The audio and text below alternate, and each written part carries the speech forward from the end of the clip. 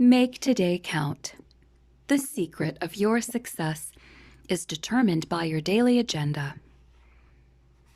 Commitment. I don't think I really understood the true value of commitment until 1976.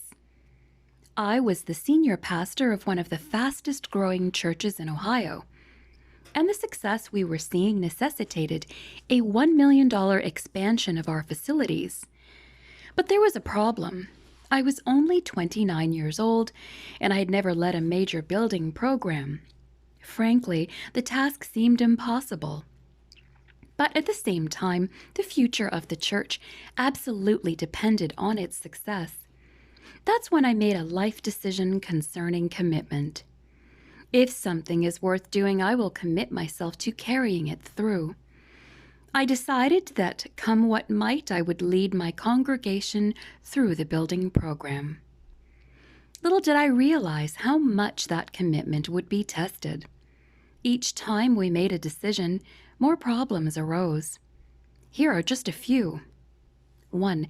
To accommodate the growth, I needed to improve my staff. That meant terminating some people who were very popular. 2. More than 200 people in the church, nearly 15%, left the church because they did not agree with the vision.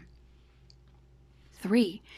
Our bank agreed to lend us the money only if we first raised $300,000 from among the congregation, but I had never led a large financial campaign, and the most I had ever raised for a project was $25,000.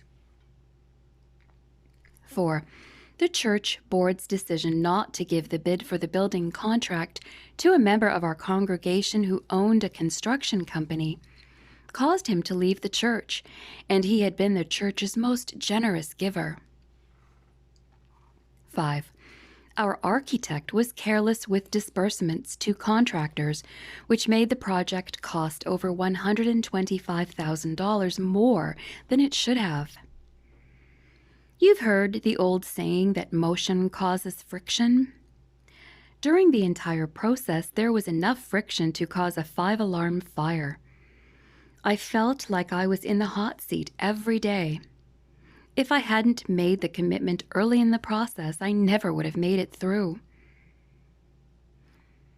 Making the decision to make and keep proper commitments daily. If you desire to have greater tenacity to accomplish the things you desire, then make the decision to embrace commitment wholeheartedly in your life. Begin by doing the following. Count the cost. After the Nazis drove the British Army from the European continent at Dunkirk and obtained France's surrender in June of 1940, the Germans were certain that victory in Europe was at hand and that Great Britain would seek a peace agreement. France also believed that was true. French General Maxime Weygand told Charles de Gaulle, who was a colonel at the time, "When I've been beaten here, England won't wait a week before negotiating with the Reich." But the Germans and the French underestimated the commitment of Winston Churchill, who had become England's Prime Minister in May, and of the British people. Churchill knew what was at stake in the conflict as evidenced by his remarks at the time. What General Weygand called the Battle of France is over. I expect that the Battle of Britain is about to begin. Upon this battle depends the survival of Christian civilization. Upon it depends our own British life. Hitler knows that he will have to break us in this island or lose the war.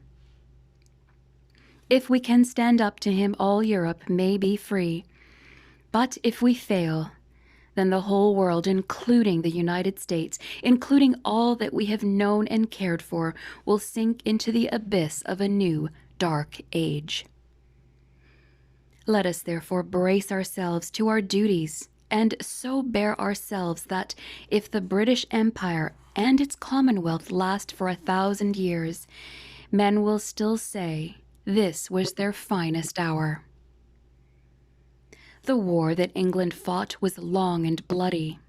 They suffered terrible bombings from the Nazis, and for a long time they stood alone. But they stood. Their commitment was unwavering, and because they stood, the Allies won the war.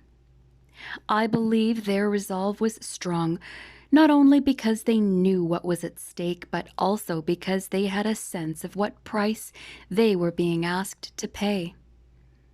It can be very difficult to stand by a commitment naively made. The commitment becomes much stronger when you have already counted the cost. Determined to pay the price. Once you count the cost, then you have to decide whether you are really willing to do what it takes to follow through. U.S. Senator Sam Nunn said, "You have to pay the price. You will find that everything in life exacts a price, and you will have to decide whether the price is worth the prize." When I went off to college, I was determined to stay committed and focused on preparing for the ministry. But I knew there would be a price. Many of my college friends got married while still in school, and some even had children. Margaret and I waited, despite our shared desire to begin our married life. It was a difficult journey, and to this day I don't recommend engagements as long as ours. But our commitment paid off. A few weeks after we graduated, we got married, and we waited several years before having children. As a result, I was prepared when I entered the ministry, and I could focus on establishing my career during those important early years. Always strive for excellence. Howard W. Newton said, "People forget how fast you did a job, but they remember how well you did it." Few things fire up a person's commitment like dedication to excellence. The desire for excellence carried Michelangelo through the completion of his work on the Sistine Chapel. Excellence drove Edison to keep trying until he figured out how to make a light bulb that worked. Excellence drives the companies Jim Collins wrote about in Built to Last and Good to Great. Anyone who desires to achieve and become successful must be like a fine craftsman, committed to excellence. A great craftsman wants you to inspect his work, to look closely at its finest details. In contrast, sloppy people hide their work, and if anyone finds fault with it, shoddy workers find fault with their tools. Which are you most like? Excellence means doing your very best in everything, in every way. That kind of commitment will take you where half-hearted people will never go. Managing the discipline of commitment. After I made the decision to commit myself to the building program at my church, I knew that I would need to find a way to keep myself on track. So I determined to live out this discipline. Every day, I will renew my commitment and think about the benefits that come from it. To do that, I carried a laminated card with me every day for 18 months. Here is what was written on it. The moment one definitely commits oneself, then providence moves too. All sorts of things occur to help one that would never otherwise have occurred. A whole stream of events issue from the decision, raising in one's favor all manner of unforeseen incidents and meetings and material assistance which no man could have dreamed would come his way. This is a quote by William H. Murray. I read that card every day as we were going through the project. On especially difficult days when I felt like throwing in the towel, I read it 2 or 3 times. It helped me to stay focused and feel encouraged. I thought, If I stay committed and do all I can, and then I ask God to make up the difference, we can achieve this, and we did. When you accomplish something that you once believed was impossible, it makes you a new person. It changes the way you see yourself and the world. My thinking went to a new level and the vision for my leadership expanded. I never would have gotten there without commitment. My personal commitment and that of many others was the key to our success. As you strive to keep your commitments daily, keep the following in mind.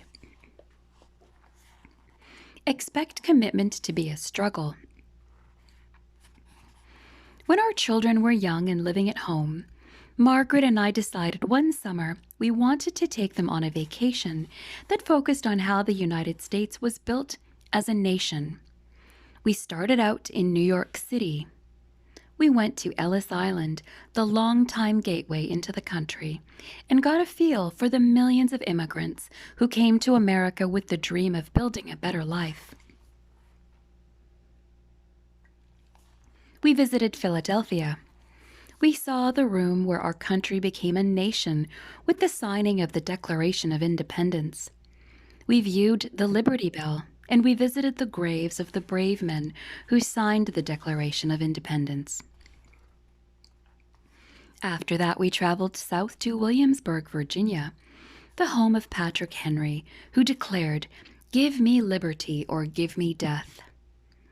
And we ended the trip in Washington, D.C. As we looked up at the towering Washington Monument, we were reminded of the United States' struggle to become a nation. As we gazed at the huge statue of Lincoln at his memorial, we recalled the struggle we have endured to remain a nation. Everywhere we went, we were confronted with the commitment of the men and women who founded and preserved our country. We learned about the risks they took, the battles they fought, the sacrifices they made. The greatest honors were reserved for those who endured the greatest struggles. The stakes were high, but so were the rewards. We still enjoy the freedom they won for us. That trip taught a great lesson to our family. Anything worth having is going to be a struggle. Commitment does not come easy, but when you're fighting for something you believe in, the struggle is worth it. Don't rely on talent alone. If you want to reach your potential, you need to add a strong work ethic to your talent. Poet Henry Wadsworth Longfellow shared much insight when he wrote, "The heights by great men reached and kept were not attained by sudden flight, but they, while their companions slept, were toiling upward in the night." If you want something out of your day, you must put something in it. Your talent is what God put in before you were born. Your skills are what you put in yesterday. Commitment is what you must put in today in order to make today your masterpiece and make tomorrow a success. Focus on choices, not conditions. In general, people approach daily commitment in one of two ways. They focus on the external or the internal. Those who focus on the external expect conditions to determine whether they keep their commitments. Because conditions are so transitory, their commitment level changes like the wind. In contrast, people who base their actions on the internal usually focus on their choices. Each choice is a crossroad, one that will either confirm or compromise their commitments. When you come to a crossroad, you can recognize it because a personal decision is required. The decision will cost you something, and others will likely be influenced by it. Your choices are the only thing you truly control. You cannot control your circumstances, nor can you control others. By focusing on your choices and then making them with integrity, you control your commitment. And that is what often separates success from failure. Be single-minded. Nothing stokes commitment like single-minded effort that results in achievement. A great example of that truth can be found in the story of English minister William Carey. Although he had only an elementary education by the time Carey was in his teens, he could read the Bible in 6 languages. Because of his talent for languages, when he was in his early 30s, he was chosen to be a missionary to India. 6 years later, in 1799, he founded the Serampore Mission. A few years after that, he became professor of Oriental languages at Fort William College in Calcutta. He also used his talent with languages in becoming a publisher. His press at Serampore printed Bibles in 40 languages and dialects for more than 300 million people. To what did Carey attribute his success? How was he able to accomplish what he did? He said it was because he was a plodder. Describing himself, Carey said, "Anything beyond this will be too much. I can plod. That is my only genius. I can persevere in any definite pursuit. To this I owe everything." Do what's right, even when you don't feel like it. Thomas A. Buckner said, "To bring one's self to a frame of mind and to the proper energy to accomplish things that require plain hard work continuously is the one big battle that everyone has. When this battle is won for all time, then everything is easy." One of the things I admire about great athletes is their understanding of this truth. That's one of the reasons I enjoy watching the Olympics. When the Olympic athletes come into the stadium during the opening ceremonies and prepare to participate in the games, one of the things they do is recite the following: "I have prepared. I have followed the rules. I will not quit." Anyone who can say that with integrity can be proud of him or herself, no matter what happens afterward. As Arthur Gordon, author of A Touch of Wonder, said, "Nothing is easier than saying words. Nothing is harder than living them day after day. What you promise today must be renewed and redecided tomorrow and each day that stretches out before you. If you do what you should only when you really feel like it, you won't keep your commitments consistently. My friend Ken Blanchard says, when you're interested in something, you do it only when it's convenient. When you're committed to something, you accept no excuses, only results.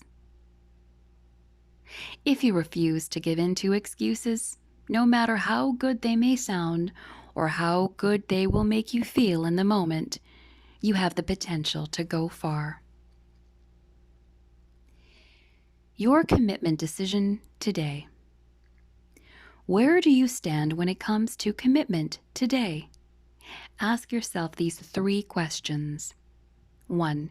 Have I already made the decision to make and keep proper commitments daily? 2. If so, when did I make that decision? 3.